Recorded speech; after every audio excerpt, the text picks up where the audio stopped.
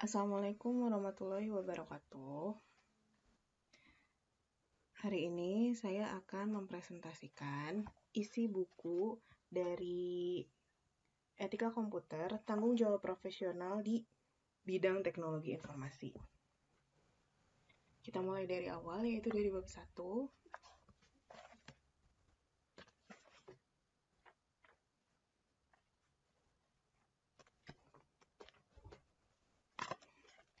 Banyak ungkapan, dan tentunya tidak ada yang menyangkal, bahwa manusia adalah makhluk ciptaan Tuhan yang paling sempurna.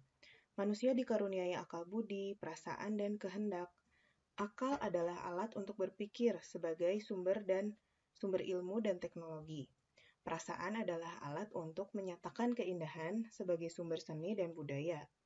Adapun kehendak adalah alat untuk menyatakan pilihan, sehingga manusia memiliki kemampuan untuk menilai mana yang baik dan mana yang buruk. Selain kemampuan yang dimiliki secara individu, manusia adalah juga makhluk yang terikat dengan lingkungannya. Keterikatan tersebut tampak pada kehidupan manusia sebagai makhluk sosial dengan perilaku yang bersifat etis yang dimilikinya. Perilaku etis manusia itulah yang mendasari munculnya etika sebagai sumber ilmu, sebagai sebuah ilmu yang mempelajari nilai-nilai yang baik dan buruk dalam kehidupannya.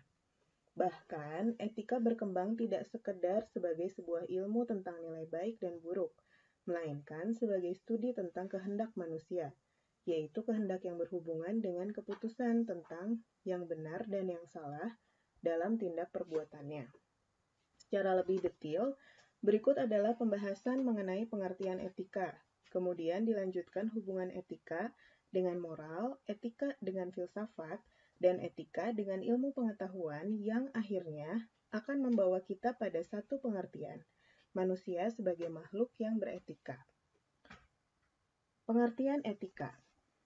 Kamus Besar Bahasa Indonesia terbitan Departemen Pendidikan dan Kebudayaan pada tahun 1988 merumuskan pengertian etika dalam 3 arti sebagai berikut. Ilmu tentang apa yang baik dan yang buruk, tentang hak dan kewajiban moral. Kumpulan asas atau nilai yang berkenaan dengan akhlak, nilai mengenai benar dan salah yang dianut masyarakat.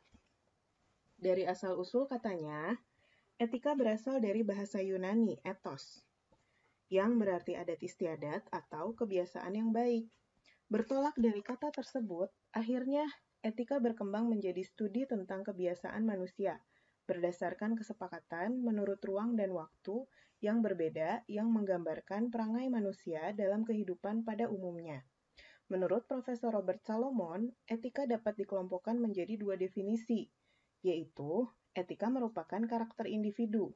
Dalam hal ini termasuk bahwa orang yang beretika adalah orang yang baik. Pengertian ini disebut pemahaman manusia sebagai individu yang beretika. Etika merupakan hukum sosial. Etika merupakan hukum yang mengatur, mengendalikan, serta membatasi perilaku manusia. Pada perkembangannya, etika telah menjadi sebuah studi. Fagotey pada tahun 1953 mengatakan bahwa etika adalah studi tentang kehendak manusia, yaitu kehendak yang berhubungan dengan keputusan yang benar dan yang salah dalam tindak perbuatannya. Pernyataan tersebut ditegaskan kembali oleh Sumaryono pada tahun 1995 yang menyatakan bahwa etika merupakan studi tentang kebenaran dan ketidakbenaran berdasarkan kodrat manusia yang diwujudkan melalui kehendak manusia dalam perbuatannya. Etika, filsafat, dan ilmu pengetahuan. Hubungan etika, filsafat, dan ilmu pengetahuan dapat digambarkan pada diagram berikut ini. Dari gambar di atas bisa dilihat bahwa etika merupakan bagian dari filsafat. Filsafat sendiri merupakan bagian dari ilmu pengetahuan. Filsafat adalah ilmu pengetahuan yang berfungsi sebagai interpretasi tentang hidup manusia, yang bertugas meneliti dan menentukan semua fakta konkret hingga yang paling mendasar. Ciri khas filsafat adalah upaya dalam menjelaskan pertanyaan selalu menimbulkan pertanyaan baru. Abdul Qadir tahun 2001 memperinci unsur-unsur penting filsafat sebagai ilmu sebagai berikut. Kegiatan intelektual, bahwa filsafat merupakan kegiatan yang memerlukan intelektualitas atau pemikiran. Mencari makna yang hakiki. Filsafat memerlukan interpretasi terhadap sesuatu dalam kerangka pencarian makna yang hakiki. Segala fakta dan gejala, bahwa objek dari kegiatan filsafat adalah fakta dan gejala yang terjadi secara nyata. Dengan cara refleksi metodis dan sistematis, filsafat memerlukan suatu metode dalam kegiatannya, serta membutuhkan prosedur-prosedur yang sistematis. Untuk kebahagiaan manusia, tujuan akhir filsafat sebagai sebuah ilmu adalah untuk kebahagiaan umat manusia.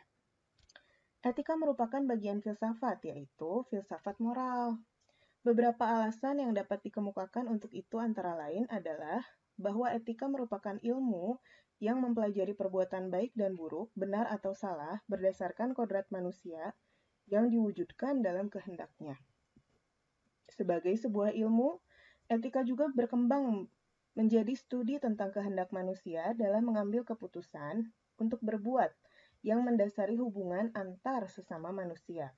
Di samping itu, etika juga merupakan studi tentang pengembangan nilai moral untuk memungkinkan terciptanya kebebasan kehendak karena kesadaran, bukan paksaan. Adapun alasan yang terakhir mengungkapkan bahwa etika adalah studi tentang nilai-nilai manusiawi yang berupaya menunjukkan nilai-nilai hidup yang baik dan benar menurut manusia. Dalam konteks etika sebagai filsafat dan ilmu pengetahuan ini, perlu dilakukan pemisahan antara etika dan moral. Sedangkan moral adalah objek.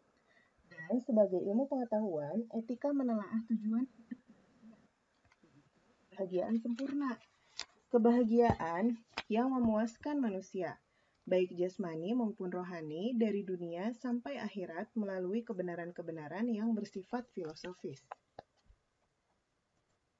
Etika, moral, dan norma kehidupan. Secara etimologis, etika dapat pula disamakan dengan moral. Moral berasal dari bahasa Latin mos, yang juga berarti sebagai adat kebiasaan. Secara etimologis, kata moral sama dengan etika, yaitu nilai-nilai dan norma-norma yang menjadi pegangan seseorang atau suatu kelompok dalam mengatur tingkah lakunya di dalam komunitas kehidupannya. Sebagai contoh, jika dikatakan, kepala proyek pengembangan IT di perusahaan ini tidak bermoral, itu sama artinya dengan kepala proyek pengembangan IT melanggar nilai-nilai dan norma-norma etis yang berlaku dalam kelompok atau organisasinya. Hal senada juga disampaikan oleh Lawrence Kohlberg yang hidup pada tahun 1927 sampai 1987, yang menyatakan bahwa etika dekat dengan moral. Lawrence menyatakan bahwa pendidikan moral merupakan integrasi berbagai ilmu seperti psikologi, sosiologi, antropologi budaya, filsafat, ilmu pendidikan, bahkan ilmu politik. Hal-hal itu yang dijadikan dasar membangun sebuah etika. Dengan kerumitan yang sedemikian rupa, kita pun memaklumi bahwa membangun etika bukanlah pekerjaan yang ringan. Lawrence Kohlberg juga mencatat 6 orientasi tahap perkembangan moral yang dekat hubungannya dengan etika. 6 tahap tersebut adalah berikut. 1. Orientasi pada hukuman, ganjaran, kekuatan fisik, dan material. Nilai-nilai yang bersifat kemanusiaan tidak dipersoalkan pada orientasi ini. Orang cenderung takut pada hukuman dibandingkan sekedar menjalankan mana yang baik atau mana yang buruk. 2. Orientasi hedonistis hubungan antar manusia. Orientasi ini melihat bahwa perbuatan benar adalah perbuatan yang memuaskan kebutuhan individu dan atau kadang-kadang kebutuhan orang lain. Hubungan antar manusia dipandang sebagai hubungan formal di tempat umum. Unsur kewajaran adalah timbal balik. Hal itu terlihat pada adanya anggapan seperti, jika Anda merugikan saya juga dapat merugikan Anda. Orientasi ini tak mempersoalkan kesetiaan, rasa terima kasih, dan keadilan sebagai latar belakang pelaksanaan etika. 3. Orientasi konformitas. Orientasi ini sering disebut orientasi anak manis, di mana seseorang cenderung mempertahankan harapan kelompoknya, serta memperoleh persetujuan kelompoknya. Sedangkan moral adalah ikatan antar individu. Tingkah laku konformitas dianggap tingkah laku wajar dan baik. 4. Orientasi pada otoritas. Pada orientasi ini, orang cenderung melihat hukum, kewajiban untuk mempertahankan tata tertib sosial, religius, dan lain-lain yang dianggap sebagai nilai-nilai utama dalam kehidupan. 5. Orientasi kontrak sosial. Orientasi ini dilatar belakangi adanya tekanan pada persamaan derajat dan hak kewajiban timbal balik atas tatanan bersifat demokratis. Kesadaran akan relativitas nilai dan pendapat pribadi, pengutamaan pada prosedur dan upaya mencapai kesepakatan konstitusional dan demokratis, kemudian diangkat sebagai moralitas resmi kelompok tersebut. Orientasi moralitas prinsip suara hati, individual, komprehensif, dan universal. Orientasi ini memberi nilai tertinggi pada hidup manusia, di mana persamaan derajat dan martabat menjadi suatu hal pokok yang dipertimbangkan. Kemudian jika dikaji lebih dalam lagi, beberapa ahli membedakan etika dengan moralitas. Menurut Sonny Keraf, pada tahun 1991, moralitas adalah sistem nilai tentang bagaimana kita harus hidup dengan baik sebagai manusia. Nilai-nilai moral mengandung petuah-petuah, nasihat, wejangan, peraturan, perintah, dan lain sebagainya yang terbentuk secara turun-temurun melalui suatu budaya tertentu tentang bagaimana manusia harus hidup dengan baik agar menjadi manusia yang benar-benar baik. Adapun etika yang merupakan cabang filsafat tentang nilai dan norma moral sangat menekankan pendekatan kritis dalam melihat dan menggumuli norma tersebut. Etika merupakan refleksi kritis dan rasional mengenai nilai dan norma moral yang menentukan dan terwujud dalam sikap dan perilaku hidup manusia. Frans Magnus Suseno tahun 1987 memiliki pernyataan yang sepaham dengan pernyataan di atas, bahwa etika adalah sebuah ilmu dan bukan sebuah ajaran, sedangkan yang memberi manusia norma tentang bagaimana manusia harus hidup adalah moralitas. Etika justru hanya melakukan refleksi kritis atas norma dan ajaran moral tersebut. Sebagai contoh, moralitas langsung mengatakan pada kita, inilah cara Anda melakukan sesuatu. Sedangkan etika justru akan mempersoalkan mengapa untuk melakukan sesuatu tersebut harus menggunakan cara itu. Dari berbagai penjelasan di atas, dapat disimpulkan bahwa etika dan moral dapat digambarkan sebagai dua buah objek yang saling beririsan atau intersection. Perhatikan hubungan keduanya seperti diagram Venn. Etika dan moral, irisannya adalah etika sama dengan moral. Di satu kondisi, etika berbeda dengan moral. Etika merupakan refleksi kritis dari nilai-nilai moral, sedangkan dalam kondisi berbeda, ia bisa sama dengan moral, yaitu nilai-nilai yang menjadi pegangan seseorang atau suatu kelompok dalam mengatur tingkah laku di dalam komunitas kehidupannya. Pelanggaran etika dan kaitannya dengan hukum. Etika sebagai sebuah nilai yang menjadi pegangan seseorang atau suatu kelompok dalam mengatur tingkah laku di dalam kehidupan kelompok tersebut tentunya tidak akan terlepas dari tindakan-tindakan tidak etis. Tindakan tidak etis yang dimaksudkan di sini adalah tindakan melanggar etika yang berlaku dalam lingkungan kehidupan tersebut. Banyak hal yang menyebabkan terjadinya tindakan-tindakan tidak etis. Jan Husada tahun 2002 mencatat beberapa faktor yang berpengaruh pada keputusan atau tindakan-tindakan tidak etis dalam sebuah perusahaan. Antara lain adalah A. Kebutuhan individu. Kebutuhan individu merupakan faktor utama penyebab terjadinya tindakan-tindakan tidak etis. Misalnya, seseorang bisa saja melakukan korupsi untuk mencukupi kebutuhan-kebutuhan pribadi dalam kehidupannya. Kebutuhan yang tidak terpenuhi tersebut seringkali memancing individu melakukan tindakan-tindakan yang tidak etis. B. Tidak ada pedoman. Tindakan tidak etis bisa saja muncul karena tidak adanya pedoman atau prosedur-prosedur yang baku tentang bagaimana melakukan sesuatu. Hal itu membuka peluang bagi orang untuk melakukan hal-hal yang sebenarnya merupakan pelanggaran etika dalam komunitasnya. C. Perilaku dan kebiasaan individu. Tindakan tidak etis juga bisa muncul karena perilaku dan kebiasaan individu tanpa memperhatikan faktor lingkungan di mana individu tersebut berada. D. Lingkungan tidak etis. Kebiasaan tidak etis yang sebelumnya sudah ada dalam suatu lingkungan dapat mempengaruhi orang lain yang berada dalam lingkungan tersebut untuk melakukan hal serupa. Lingkungan tidak etis ini terkait pada teori psikologi sosial. di mana anggota mencari konformitas dengan lingkungan dan kepercayaan pada kelompok. Kepercayaan di sini berarti bahwa kelompok memiliki nilai kebenaran yang lebih tinggi. Maksudnya, bila ditemukan perbedaan, maka seseorang cenderung memutuskan bahwa dirinya keliru dan kelompoknya lah yang benar. Perilaku atasan. Atasan yang terbiasa melakukan tindakan tidak etis dapat mempengaruhi orang-orang yang berada dalam lingkup pekerjaannya untuk melakukan hal serupa. Hal itu terjadi karena dalam kehidupan sosial seringkali berlaku pedoman tidak tertulis bahwa apa yang dilakukan atasan akan menjadi contoh bagi anak buahnya. Selanjutnya, etika juga tidak terlepas dari hukum urutan kebutuhan, needs theory. Menurut kerangka berpikir Maslow, yang paling pokok adalah memenuhi kebutuhan jasmaniah terlebih dahulu agar dapat merasakan urgensi kebutuhan ekstrim dan aktualisasi diri sebagai profesional. Pendapat kontroversial responden Kohlberg menunjukkan bahwa menipu, mencuri, berbohong adalah tindakan etis apabila digunakan dalam kerangka untuk melanjutkan hidup. Kendala yang mempengaruhi adalah, di satu pihak, kode etik tak mempersoalkan urutan kebutuhan dalam penerapannya. Di lain pihak, kebutuhan jasmani tak pernah dapat terpuaskan dan dapat dikonversikan menjadi bentuk ekstrim lain yang mungkin akan berpengaruh terhadap tindakan-tindakan yang melanggar etika. Selanjutnya akan dibicarakan sanksi pelanggaran etika.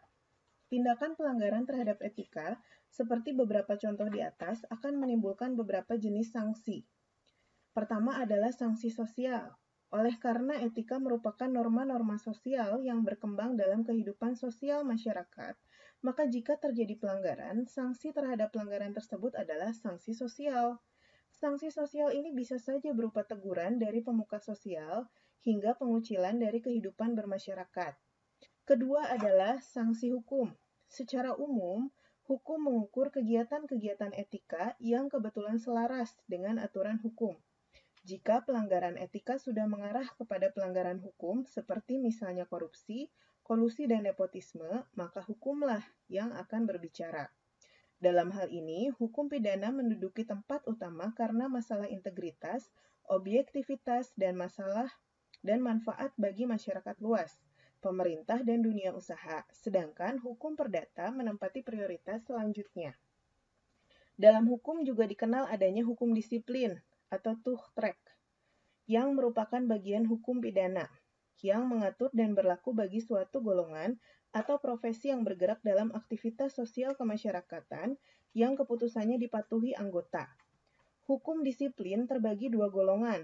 Yang pertama adalah golongan hierarkis, militer, pegawai negeri, dan lain-lain. Dan yang kedua adalah golongan non-hierarkis, hukum profesi atau hukum organisasi profesi seperti misalnya accountant disciplinary law. Hukum disiplin ini pada pokoknya memiliki ciri sanksi yang diberikan tidak terlalu keras, penegakan moral, dan edukatif. Pengadilan umum disiplin dapat dilakukan secara terbuka, anggota lain hadir, atau pintu tertutup, lalu hasilnya diumumkan. Hubungan etika, hukum dan moral dapat digambarkan seperti pada diagram Venn. Gambar dapat diartikan bahwa pelanggaran etika dan moral bisa saja menyentuh wilayah hukum dan akan mendapatkan sanksi hukum. Namun pada kondisi lain, bisa saja pelanggaran etika hanya mendapatkan sanksi sosial dari masyarakat, karena pelanggaran tersebut tidak menyentuh wilayah hukum positif yang berlaku. Berbagai macam etika yang berkembang di masyarakat. Jika etika dihubungkan dengan moral, kita akan berbicara tentang nilai dan norma yang berkembang dalam kehidupan masyarakat. Dan jika dilihat berdasarkan nilai dan norma yang terkandung di dalamnya, etika dapat dikelompokkan ke dalam dua jenis, yaitu etika deskriptif dan etika normatif. A. Etika deskriptif. Etika deskriptif merupakan etika yang berbicara mengenai suatu fakta, yaitu tentang nilai dan pola perilaku manusia terkait dengan situasi dan realitas yang membudaya dalam kehidupan masyarakat. Etika ini berusaha menyoroti secara rasional dan kritis tentang apa yang diharapkan manusia dalam hidup ini mengenai sesuatu yang bernilai. Etika normatif. Etika normatif merupakan etika yang memberikan penilaian serta himbauan kepada manusia tentang bagaimana harus bertindak sesuai norma yang berlaku. Jadi, etika ini berbicara mengenai norma-norma yang menuntun tingkah laku manusia dalam kehidupan sehari-harinya. Etika normatif berbeda dengan etika deskriptif. Perbedaannya adalah bahwa etika deskriptif memberikan fakta sebagai dasar untuk mengambil keputusan tentang perilaku yang akan dilakukan. Sedangkan etika normatif memberi penilaian sekaligus memberikan norma sebagai dasar dan kerangka tindakan yang akan diputuskan. Sonny Keraf pada tahun 1991 mencatat adanya dua macam norma yang berkembang, yaitu norma umum dan norma khusus. Norma umum merupakan norma yang memiliki sifat universal yang dapat dikelompokkan lagi menjadi 3 kelompok, yaitu A. Norma sopan santun, yaitu norma yang menyangkut tata cara hidup dalam pergaulan sehari-hari, seperti misalnya cara makan yang sopan, menegur orang terlebih dahulu jika bertemu, tata cara bertamu, dan sebagainya. B. Norma hukum, yaitu norma yang memiliki keberlakuan lebih tegas karena diatur oleh suatu hukum dengan jaminan hukuman bagi pelanggarnya. C. Norma moral, merupakan norma yang sering digunakan sebagai tolak ukur masyarakat untuk menentukan baik buruknya seorang sebagai manusia. Seperti contoh adalah sikap manusia dalam menjalankan tugas-tugas yang diembannya, sikap menghargai kehidupan manusia, serta menampilkan diri sebagai manusia dalam profesi yang dijalaninya. Adapun norma khusus merupakan aturan yang berlaku dalam bidang kegiatan atau kehidupan dalam lingkup yang lebih sempit, seperti misalnya menyangkut aturan mengunjungi pasien di sebuah rumah sakit, aturan bermain dalam olahraga, dan sebagainya. Dari sudut pandang yang lain, kita akan melihat sistematika etika aptik seperti yang dikutip oleh Sonny Keraf yang membagi struktur etika menjadi diagram. Dari diagram tersebut terlihat bahwa secara umum etika terbagi menjadi dua bagian besar, yaitu etika umum dan etika khusus. Etika umum adalah etika tentang kondisi-kondisi dasar dan umum, bagaimana manusia harus bertindak secara etis. Etika ini merupakan prinsip-prinsip moral dasar yang menjadi pegangan manusia dalam bertindak, serta tolak ukur dalam menilai baik buruknya suatu tindakan. Adapun etika khusus merupakan penerapan prinsip-prinsip moral dasar dalam bidang kehidupan khusus. Penerapan dalam bidang khusus tersebut, misalnya bagaimana seseorang bertindak dalam bidang kehidupan tertentu yang dilatar belakangi oleh kondisi yang memungkinkan bagi manusia untuk bertindak secara etis. Hal itu dapat dilihat pada etika untuk melakukan kegiatan olahraga, etika untuk melakukan kegiatan pemasaran sebuah produk, dan lain sebagainya. Lebih lanjut lagi, etika khusus dapat dikelompokkan lagi menjadi dua bagian, yaitu etika individual dan etika sosial. Etika individual yang menyangkut kewajiban manusia terhadap dirinya sendiri, serta etika sosial yang menyangkut hubungan individu dengan lingkup kehidupannya. Contoh etika individual adalah etika beragama, bagaimana merawat diri sendiri, menjaga kesehatan, dan lain sebagainya.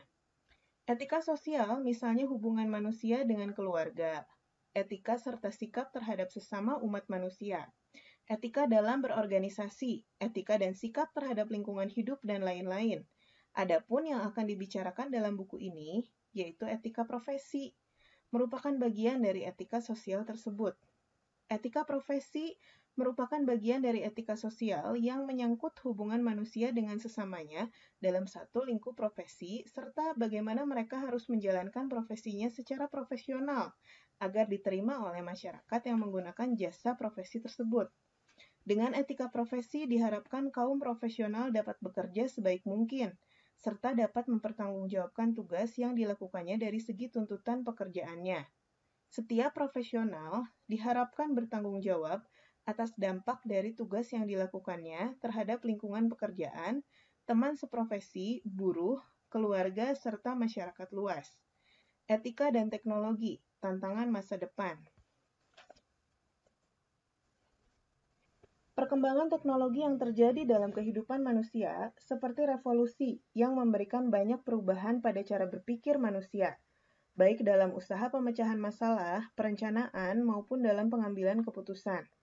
Para pakar ilmu kognitif telah menemukan bahwa ketika teknologi mengambil alih fungsi-fungsi mental manusia, pada saat yang sama terjadi kerugian yang diakibatkan oleh hilangnya fungsi-fungsi tersebut dari kerja mental manusia.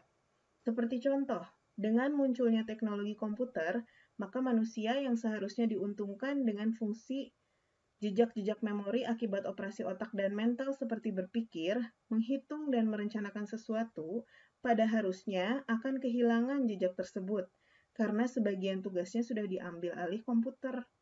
Beberapa pendapat mengemukakan bahwa di pihak lain, kemudahan yang ditawarkan oleh komputer nyata-nyata menimbulkan ketergantungan manusia terhadap teknologi. Beberapa penelitian menunjukkan bahwa teknologi otomasi telah mengendurkan taraf kewaspadaan situasi atau situation awareness pada pilot.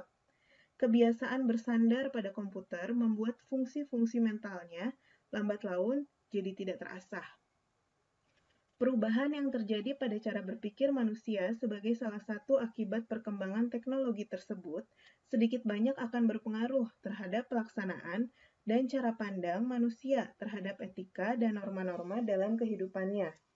Orang yang biasanya saling berinteraksi secara fisik, melakukan komunikasi secara langsung dengan orang lain, karena perkembangan teknologi internet dan email, maka interaksi tersebut menjadi berkurang. Mereka cukup duduk di depan komputer, menekan beberapa tombol keyboard, mengirimkan dan menerima email untuk melakukan komunikasi. Mengirimkan laporan ke atasan pun cukup dilakukan dari depan komputer. Komunikasi antar teman di dalam satu perusahaan pun lebih suka dilakukan dengan memanfaatkan media chatting daripada harus bertatap muka. Kecenderungan-kecenderungan semacam itulah yang akhirnya membawa perubahan di dalam pelaksanaan etika yang sebelumnya telah disepakati pada suatu komunitas.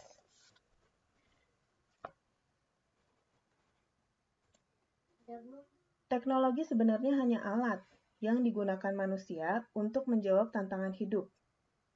Jadi, faktor manusia dalam teknologi sangat penting. Ketika manusia membiarkan dirinya dikuasai teknologi, maka manusia yang lain akan mengalahkannya. Sebenarnya, teknologi dikembangkan untuk membantu manusia dalam melaksanakan aktivitasnya. Hal itu karena manusia memang memiliki keterbatasan. Keterbatasan inilah yang lalu harus ditutupi oleh teknologi tersebut. Bagaimanapun, kendali penggunaan teknologi tetap sepenuhnya ada di tangan manusia. Oleh sebab itu, pendidikan manusiawi termasuk pelaksanaan norma dan etika kemanusiaannya tetap harus berada pada peringkat teratas, serta tidak hanya melakukan pemujaan terhadap teknologi tinggi belaka.